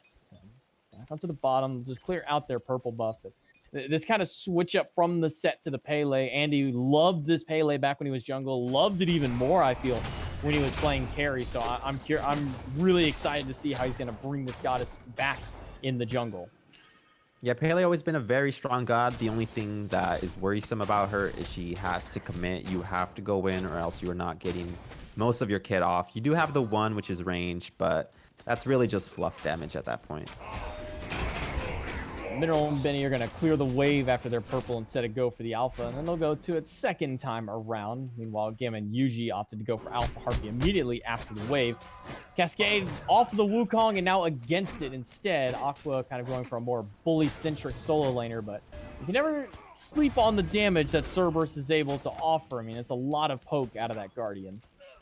Yeah, Cerberus has a pretty good matchup. He steals the health pots from the enemy, and Aquarius decided to go boots and blink. So if he can force an early back off of Wukong, Cerberus could end up with the lead. Panda Turtle this time not on the, or I'm sorry, Neyu not on the hot wall this time. So no blink out of the mid laner. So we'll finally see a defensive relic a first time around for him, but 3 blinks against him. Aqua, Andy, and Gamma have all picked up the very aggressive relic, maybe to try and get some quick early pressure for him. I mean, if it's any telltale sign, I mean, this time around, Gamma's been forced to sit under just because the better clear that comes out of this Khepri and the Rom paired together. But I mean, I imagine once Gamma gets any moment to breathe, he's going to be making use of this blink. He's backing early and looks like he has his warrior tab online. He got a couple of wards. He has potential to rotate anywhere, but looks like he's going to look to gank in duo lane. Good thing about Khepri is he's a really good mid-game, late-game god, and he always secures you the early game level 1 with his 2. It's really strong. Yeah, Rising Dawn is such a great ability. Khepri in general, kind of the ideal support. You have a lot of peel, you've got some damage reduction, and most of all, you can bring your stupid carry back to life after he ran into 5 people and you told him not to. I mean, such a great god with Khepri. We don't see him a lot, but we've been seeing him a lot more recently in this past split. Aqua gonna just blink past Cascade. Interesting. Not sure what the full call on that was, but more power to you, Aqua. I guess that's why soul laners are getting blinked. They don't want to fight you. They just want to blink past you and slap some creeps. That's okay. It's definitely really good to not have to worry about getting TP and being able to get thorns and blink in one character. Mineral going to get stunned out and hit by the Heavenly Banner out of Yuji. Like we said, has been playing almost exclusively Uller up until this set, where he finally picked up the ROM last game, and now the Hachiman this time. So we'll see how he performs on this guy. Hachiman not typically known for his late game. I imagine Winter Dogs are probably going to be looking for an early mid-game steamroll. Yeah, with their comp right now, they can easily blow up the game come mid-game. I've never really been a big fan of Hachiman. He kind of seems basic, but the one thing that he does do well is he's going to get damage off always, and he's going to be safe at the same time. Yeah, can never go wrong with a Hachiman. A very simple and safe god to play in that duo lane. Andy, a little bit slow on the burn early on, but he hasn't hit that level 5 yet. I imagine once he hits there, that's when we'll start seeing some action. So he'll go back, probably get his boots online before he makes any kind of major rotation.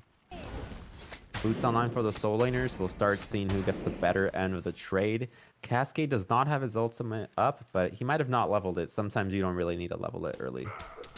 Yeah, could just be holding it for extra poke potential, and indeed he will go into the Venomous Spit, 3 ranks of it. No use of the ultimate just yet. Aqua probably won't know that anytime soon, unless they try and do some kind of major boxing for it, but I don't think Cascade is too worried about it just yet. Yeah, with that one at level 3, he can easily half health the Wukong if he does get the opportunity to do so, but Aquarius is a good enough player that he will not let Cerberus channel a full 2 on him.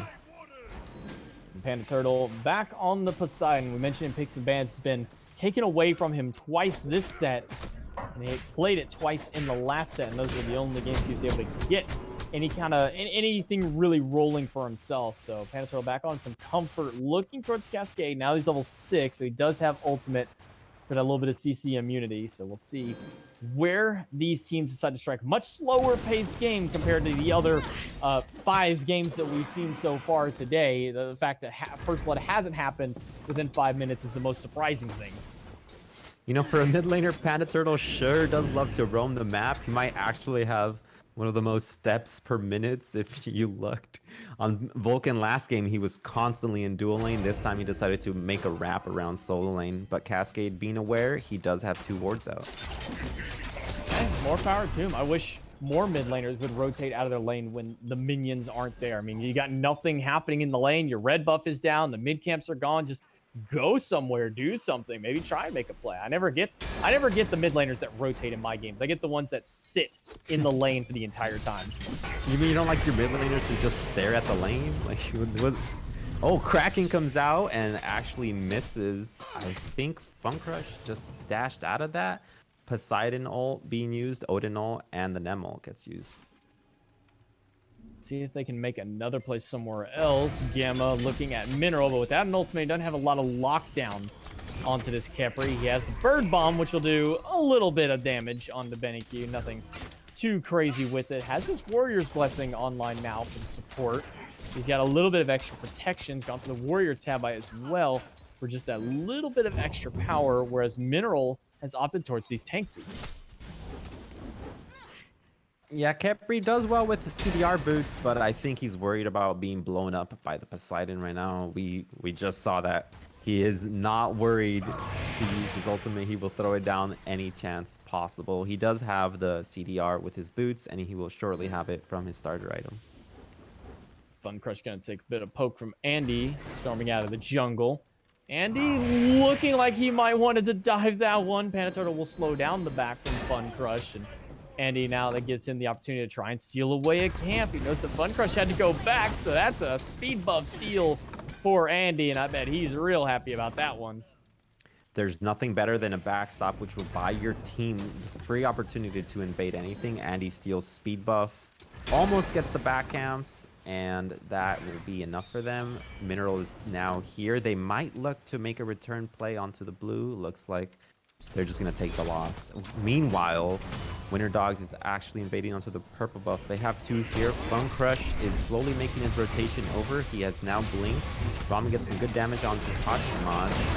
Fun Crush has made his rotation, and that's going to be guaranteed to get a kill for them. And a roll away from Yuji, or from BenQ, will make sure that the support player goes down as well. So first blood finally on the board after 7.5 minutes.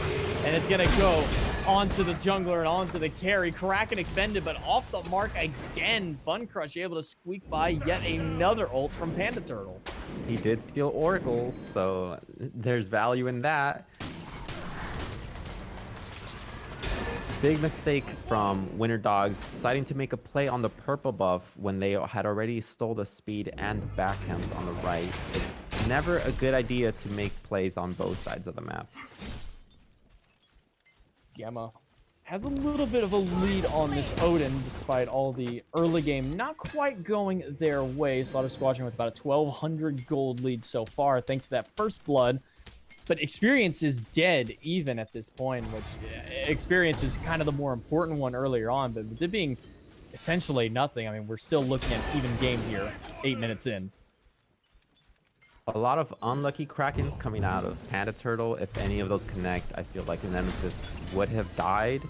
But Nem is now in a decent spot. She has her stone cutting sword online. Pele has not really had too much impact this game. And so far, Panda Turtle's also been off the mark on these two Krakens so far. We didn't really get to see what happened on the first one, but it looked like a bit of a whiff by the Gold Fury on that second one. So you see some impactful plays out of this mid laner, because that's kind of where a lot of their damage is going to be coming from. They're going to push Mineral back. They're going to force the ultimate out of the Khepri. And I imagine if they can force that, that's going to be a quick kill from them. No problem hitting that ultimate. Panda Turtle will take down Mineral. Jump in onto Nayu. Gamma's all the way back by their Phoenix. Nayu being dove on the tower by Andy. Chase him down with Volcanic Lightning. He'll be able to make it out for the time. Funcrush being slowed down, but he's got the slice and dice after the first dash to get a one. Cascade is going to pull Aqua in, but more than anything, needs to pull him away. So that way him and Funcrush can live to see another day. Great job by Aquarius at the start of all of that. He was 1v2ing Funcrush and the Cerberus at the blue buff, which gives his team the opportunity to pick the Khepri. His ultimate does get forced now, but there's not really much threat left here. Aqua just doesn't want to give up in this fight against Cascade. Every time it looks like Aqua's done, he goes right back in. First it was, I'm going to dive the Tiger. Now I'm just going to wait. Ultimate, I'm going to leave. Nah, dive right back ultimate blue. But Aqua now turning the tables, has Sun Wukong in his hands after he's played against it for 2 games. Yeah, Aqua looking very comfortable. You throw him on any warrior, he's going to be able to build himself a lead. Even with him having a Soul Eater, he does not have any defenses. He is still running rampant against Cerberus with a full breastplate. Yeah, it's never a fun time for a Guardian, still kind of losing out in that poke war, even despite having the extra defenses necessary to kind of deal with it. That very aggressive play at the tier 2 tower at the enemy speed buff. I mean, we went from nothing happening all game to now all of a sudden we're fighting on the complete opposite side of the map. I mean, this is North America in a nutshell for you. I feel like it's more of a Winter Dogs snowball. You know, once the avalanche starts, they're just going to keep rolling it down, especially once they hit their level 12s. I feel like you'll start seeing some more contention for the Gold Furies and objectives like that. Andy and Yuji rotating over. They're going to spot Mineral in the cage. The Kraken comes down. Ultimate is already burned out of Nayu, and they'll have his number dialed in as soon as he comes out of the revive. Panda Turtle gets his second kill of the game onto the Bug. Funcrush looking down at 4 members. He's forced to double dash away as Gamma clears out a ward. Red buff won't even be safe for Funcrush. He has to blink away from Andy's Volcanic Lightning. Ult out of Yuji will be good, but not quite good enough to slow down Funcrush. They're making a full rotation. Might look to dive this tower. Ult out of the jungler from Funcrush. He'll go up. Snipes are not going to be enough. Out of Benny Q on the ROM. He's forced under the tower. Gamma's going to tank it up, but they need to retreat because Nayu has made a full rotation. Great cripple by Poseidon there. Gets Rama dash, forces his ult. That gets his beads burnt now. Great trade. They did not lose anybody for this. If they can just back safely, maybe look to pull the Gold Fury shortly. Vision is in control of Winter Dogs, so they'll know if anybody tries to make a play on that Fury anytime soon. Instead, usually will just go back and get his purple buff down a level to Benny Q. He's not had the greatest time in the world so far. He's only died once, gotten 1 assist to his name. And now he's at about a level and a half. Benny Q is procced up into level 13 now. So he'll be able to go back and get his second relic. Yuji will as well as soon as they both make their way back to base. I'd like to touch on that Khepri, the last 2 times that he's died, he has been alone, so I really want Slaughter Squadron to stay a little bit more grouped. Khepri does nothing alone. He's a completely team-based character. If you are alone, Rez is not going to be able to help you. Blink out of Cascade will take away some of his safety net as he's forced back under the tower and might even be losing this tier 1 tower now. That full rotation from Winter Dogs has scared the solo laner back, and he'll lose that tier 1 500 gold back to Winter Dogs. That'll close up that lead that Slaughter Squadron had been building for themselves. Andy's separated from the rest of the team, and it looks like they want to try and start a fight in mid. Andy going to rotate back in, a blink, and a Kraken on top of Fun Crush. That'll take him down. Andy gets the credit for the kill with the Pyroclast. Gamma looking for a stun, will find it on the Mineral, but that's a big pick that they had to grab early. Pretty weird that Mineral did not get his ultimate off in time. I feel like it was pretty telegraphed what their intentions were. Maybe he blinked, and in that second, Molix or Fun Crush did get one shot. Khepri ult comes out on himself, but it is enough actually, just barely. Hachi throws the banner, but it is not enough. Cascade making a play here, looking at the Odin. Wukong ult expended. He is now alone versus 5 members, but we do have Rama. Great one. The snipe's not enough. Andy will manage to grab Cascade, but not before he's able to take down Yuji with a great paralyzing spit. The Whirlpool to slow down Fun Crush and Benny Q. Andy and team are on full retreat, but Andy walks through 2 pools. The knockup is going to be good to slow down Fun Crush just a little more, but he's got that double dash ready for him. Panda has that Whirlpool. He'll make sure that Fun Crush stays back. We get a back camp for his trouble, though. Enough movement speed to chase them out and warrant them the pyro, but not enough to get a kill. But it looks like that was not their intention. They were looking for a fire giant pool right here. It is 1v4, just one Odin to steal it. Early for a fire giant. They're gonna, more power to them, but somehow they just gave up. Did Thorns? Did he steal the fire giant with a Thorns proc from the lava pool? Well, that is a thing because I've done that before, but I think it was the Odin auto, which must have done like 40 damage. Big oof coming out of Slaughter Squadron. They lose a fire giant 15 minutes, and this might be exactly what the Winter Dogs need. And we're doing shortly. Cracking onto Cascade. It's not going to do a lot of damage, but he's stuck inside the Whirlpool and the Tidal Wave. Afterward, Cascade will get the beads off of Andy and try and live as long as he can, but Aqua is there with the cudgel under the tower. Still diving towards Benny Q's Aqua and Gamma. They'll leave him alone at the Phoenix. Andy and Panda pushing down that tier 2 tower. Andy going to take it as long as he can. Panda and Gamma will make sure that it does go down. Kiki, I was hoping that you were joking that we were going to see an objective steal in this set. I didn't think we were going to see it in game number 3. And definitely not, like, it wasn't an ability. It was an auto from a support or maybe Thorns. Truly, truly unfortunate. Slaughter Squadron probably beating themselves up a bit, but they did get the pyro. They're only 2k down. If they can neglect their losses, they're still in this game. Gold Fury, the first one of the game. I mean, how many games do we get to say where Fire Giant was taken before Gold Fury? Not often, if even ever. The fact that they all just ignored the Gold Fury, decided to fight on the right side of the map. Pretty unfortunate, but it's looking like Winter Dogs is still looking to chase them out here. Hachiman ult used, Khepri ult again, but do have to follow up. Cracking off the mark, but it's enough. A little off the mark with that, but he's got the tidal wave after, so Panda Turtle picks up his 3rd kill. Much stronger performance out of him this game than we saw on some of the previous matchups through. Andy going to steal away the purple buff. Tier 1 tower falls and might even look towards tier 2. They've got 5 people still strong on the map for Winter Dogs. Minion waves in both towers, so left side tier 2 goes down. Mid lane will fall shortly after. It's a little bit harder for the frontliners to take it down themselves. Pushing forward is Aqua up towards the Phoenix. They split it as a 3-2, but an awkward 3-2 because there's no front line on this left side. Panda Turtle showing the reason why his setting gets first ban. Even with the Kraken's not always connecting, his presence and his pressure, his cripples have been on point. I gotta give props to him.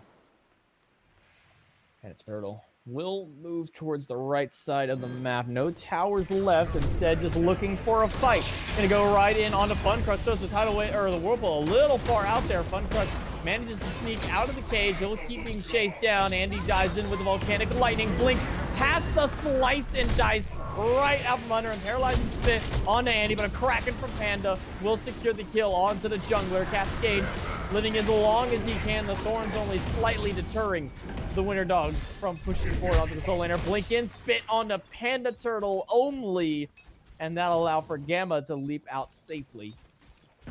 18 minutes in the game, and Slaughter Squadron is stuck in their Phoenix, being dove by these members with Fire Giant around their waist.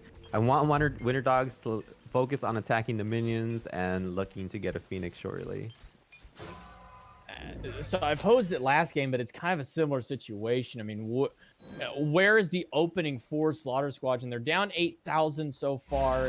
Phoenix is the only defenses that they have. I mean, what's going to be kind of their big pick in order to keep themselves alive in these sieges? I'm really not sure. If you look at Poseidon's build, he decided to go 2 movement speed items. He has the Wing Blade for the Nemesis, Toxic Blade for the healing. He's going to be really hard to kill with his potential to kite. And everybody else on Winter Dogs comp is pretty safe. Maybe if they can look to get Pele. Pele has been going pretty hard in these team fights, but there's never really enough follow-up off the Cerberus ult.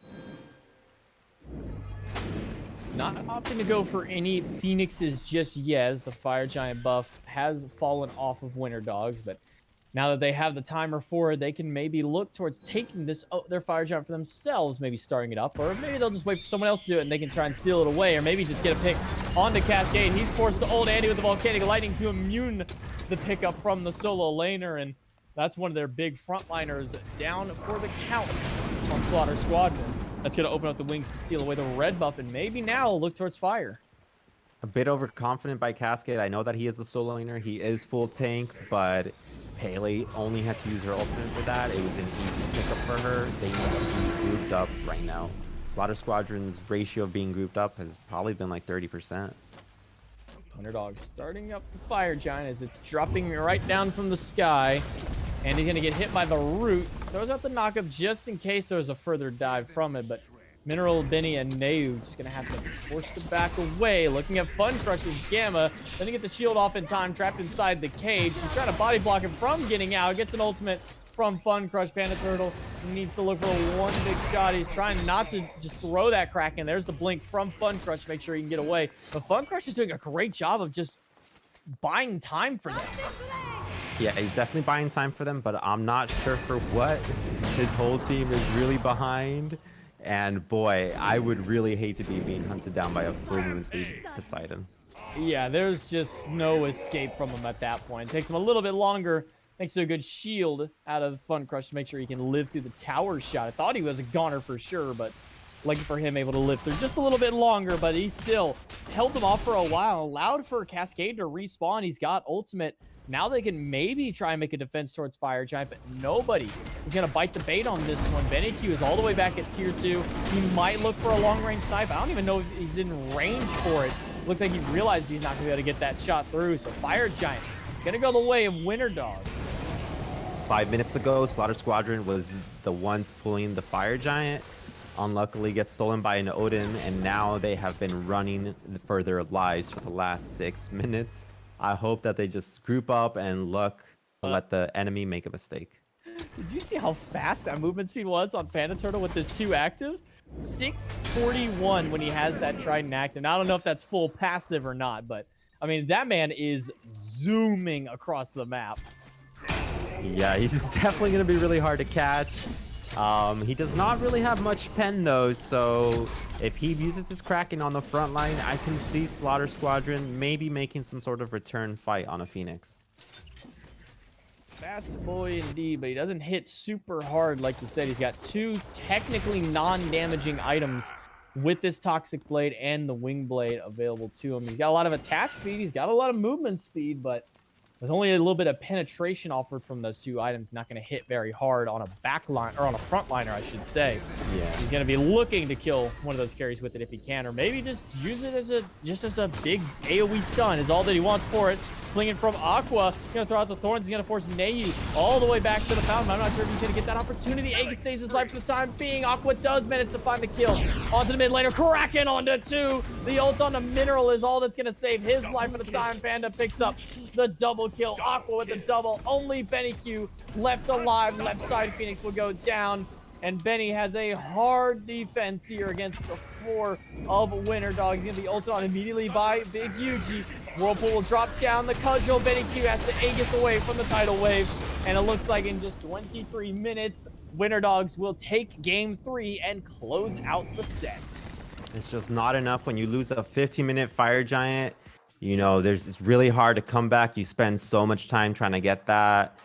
Really unfortunate, but they did do a good job at getting themselves to that point. They did have the potential for that 15-minute Fire Giant. Yeah, it was a very risky call, and unfortunately for them, they came up empty-handed onto it. Lost the Fire Giant to either, we don't know, we're not sure if it was the Thorns proc or a basic, but either way, losing it to just a singular Odin with no abilities available to him is not a fun time for him. And ever since then, it was downhill for Slaughter Squadron. So Winter Dogs come up with the 2-0 victory for themselves this time around. That's gonna put this team, Winter Dogs, up to 3-0 now in the standings, keeping them up in that first seed. I'm not surprised they're 3-0. It seems like everyone's playing their game. We saw Slaughter Squadron win the first game because they had a really good fighting comp. The Tsukiyomi with the Warrior's Blessing, the Hebo with the Blink ended up doing pretty decently. But it seems like they didn't really have a plan after that. Unfortunately for Slaughter Squadron, they fall down to the bottom of the standings with hugs and kisses at 0-2 after this loss. A big, unfortunate moment for them, but there's still a few more weeks of play for them to try and build themselves out of that lower end of it, but it's going to be a tough climb back for Slaughter Squadron and hugs and kisses after their losses today. Looking at the damage numbers, I mean, Cascade did some work for the team. Benny Q put out as much as he could, but when you got 19,000 damage out of what Panda Turtle built, I mean, that it's kind of hard to bounce back from that one. I mean, Andy didn't even really have much of a pop-off moment like he had in the set. It was just solid teamwork all around by Winter Dogs to kind of lead them to this victory from what I can see. Yeah, mainly Panda Turtle for me was the star actually of that game. His rotations were on point. Never really knew where he was going to be. If he doesn't have Kraken, he doesn't care. He's still going to gank you. His whirlpools were on point. Great job by him. I guess you got to ban that Poseidon. Yeah, we saw why it was banned away game 1 and game 2. I mean, you got a nice little performance out of him in game number 3. So maybe in the future going against this Winter Dogs team, we might be seeing more of these Poseidon bans. But that's going to do it for us tonight here on the SCC. J-Mac and Kiki, Jithan's on production, and Mifflin with a nice little surprise joining with us in the last set. That's it for us tonight. We'll see you all again next Saturday with more SCC action. Until then, have a good night. Good night.